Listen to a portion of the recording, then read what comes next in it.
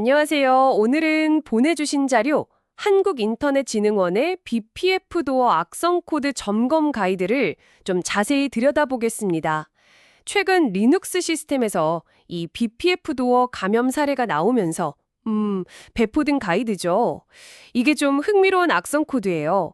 시스템에 조용히 숨어서 포트도 안 열고 공격 명령을 기다린다니 이걸 어떻게 찾을 수 있을지 핵심만 빠르게 알아보겠습니다. 바로 시작할까요? 네, 좋습니다. 이 가이드가 특히 주목받는 이유는 단순히 알려진 IP나 해시값 같은 걸 나열한 게 아니고요. BPF 도어가 시스템 안에서 실제로 어떻게 움직이는지 그 동작 방식에 기반해서 탐지 전략을 제시한다는 점입니다. 특히 그 정상적인 시스템 기능인 BPF를 악용한다는 게 핵심이죠. BPF 도어? 이름부터 BPF, 그러니까 버킬리 패킷 필터랑 관련이 깊어 보이는데요. 정확히 이게 어떤 식으로 작동하는 건가요? 맞습니다. 리눅스 커널 아주 깊은 곳에서 네. 거기서 네트워크 패킷을 효율적으로 걸러내는 BPF 기술을 악용합니다. 공격자가 일단 시스템에 들어오면요. 정상 포트로 들어오는 패킷 중에 아주 특별한 신호, 매직 패킷이라고 부르는 것만 딱 감지하도록 BPF 필터를 몰래 등록해 놓는 거죠. 매직 패킷이요? 네, 그 특별한 신호를 받으면 악성 코드가 바로 작동해서 공격자한테 시스템 제어권을 넘겨주는 원격 쉘, 그러니까 리버스 쉘이나 바인드 쉘을 실행시킵니다. 쉽게 말해서 외부에서 그냥 시스템을 마음대로 주무를 수 있는 문을 열어주는 거예요.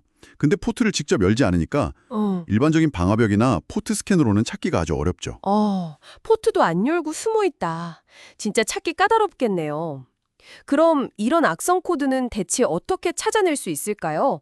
가이드에서 나온 핵심 탐지 방법들 좀 더 자세히 알려주시죠. 탐지 방법은 크게 보면 한 두 갈래 정도 됩니다. 첫 번째는 역시 네트워크 쪽 단서를 찾는 건데요.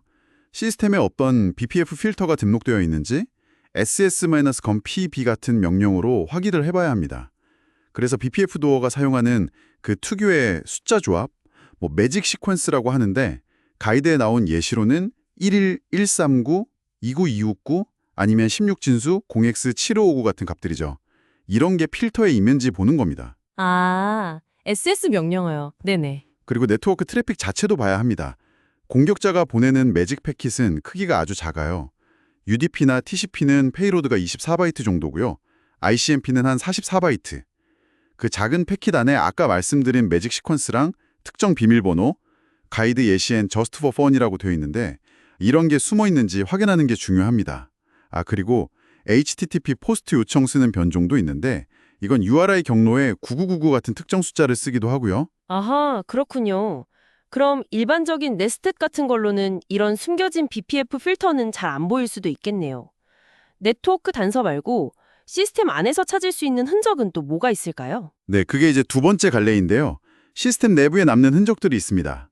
악성 코드가 실행되면서 특정 경로, 예를 들면 varun 같은 곳에요. 크기가 0바이트인 뮤텍스 파일이나 락 파일을 만들어요. 이게 일종의 표식 같은 건데 다른 악성 프로세스랑 충돌하지 않으려고 쓰는 것 같고요. 파일 권한은 보통 644로 설정되는 경우가 많습니다. 0바이트 파일이요? varun이요? 네. 그리고 또 악성 프로세스가 사용하는 환경 변수 설정도 좀 특이해요. 예를 들어 home equal tmp라거나 HIST 파일은 대분을 이런 식으로 기록을 안 남기려는 의도가 보이죠. 그리고 프로세스 목록 볼 때 정상 프로세스인 척 위장하는 경우도 확인해야 합니다. 예를 들면 이름은 usr-spin, abrd 같이 정상적인데 실제 실행 파일 경로는 대부 쉘, 컨트롤러처럼 임시 파일 시스템 경로를 가리키는 거죠. 대부 쉘, 메모리 파일 시스템 악용하는 거요? 맞아요. 다른 악성 코드에서도 종종 쓰는 수법인데 BPF 도어도 약간 비슷한 전략을 취하는 걸로 보입니다. 와, 정말 다양한 흔적을 교묘하게 남기네요. 그런데 이런 개별 흔적들은 사실 정상 시스템 활동 중에도 나올 수 있는 거 아닌가요? 오탐 가능성은 없을까요? 네, 아주 정확한 지적이십니다. 맞아요. 개별 흔적 하나만 가지고는 오탐일 가능성이 분명히 있습니다. 그래서 여러 의심 정황이 같이 발견될 때 그때 BPF 도어 감염을 강하게 의심해봐야 하고요. 최종적으로는 가이드에 포함된 야라룰을 써서 정밀 검증하는 게 좋습니다. 야라는 아시다시피 악성 코드의 특정 패턴이나 문자열 찾는 도구잖아요. 가이드에 ELF BPF 도어나 ELF BPF 도어 컨트롤러 같은 룰 이름이 제공됩니다. 알겠습니다.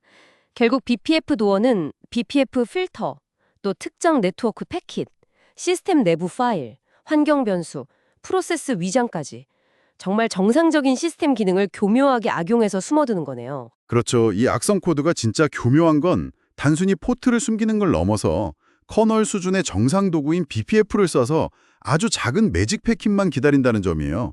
뭐랄까, 합법적인 통행증 BPF를 가진 스파이가 아주 작은 암호 매직 패킷 하나로 활동하는 거랑 비슷하달까요? 방어하는 입장에서는 참 골치 아픈 유형이죠. 네, 오늘 케이스와 가이드를 통해서 BPF 도어 악성 코드의 특징이랑 탐지 방법을 좀 깊이 있게 살펴봤습니다. 정상 기능을 악용해서 숨으니까 탐지가 쉽지 않다. 그래서 다각적인 분석이 꼭 필요하다는 걸 확인했네요. 시스템 보안 담당하시는 분들이라면 오늘 얘기 나눈 탐지 기법들 꼭 알아두셔야겠습니다. 맞습니다. 이런 유형은 단순히 알려진 시그니처에만 의존하는 탐지 방식으로는 한계가 명확하거든요. 시스템이 어떻게 돌아가는지에 대한 좀 깊은 이해, 그리고 네트워크랑 시스템 내부를 종합적으로 보는 노력이 필수적입니다. 마지막으로 여러분께 이런 질문 한번 던져보고 싶네요. BPF 도어처럼 시스템의 정상 기능을 악용하는 악성 코드가 계속 진화한다면 우리는 앞으로 정상적인 시스템 활동과 악의적인 활동, 그 사이의 경계를 어떻게 구분해야 할까요? 한 번쯤 고민해볼 만한 질문인 것 같습니다. 혹시 시스템에서 의심스러운 점을 발견하셨다면 케이사 보호나라 보호.or.kr이죠. 거기에 신고하시는 것도 잊지 마시고요. 오늘 분석은 여기서 마치겠습니다.